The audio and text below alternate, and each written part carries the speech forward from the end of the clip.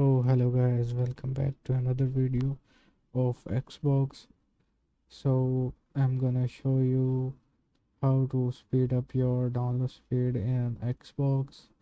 So first of all, you need to open your Xbox app.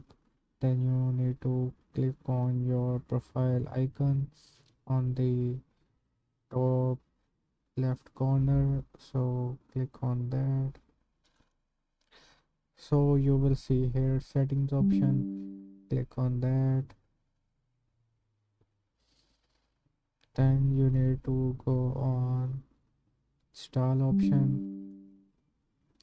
Then you will see here download speed unit. Click on the menu. So it will select it bits per second.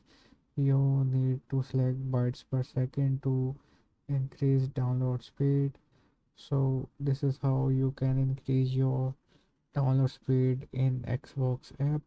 So I hope you like this video. Please like and subscribe and also hit the bell icon. So bye.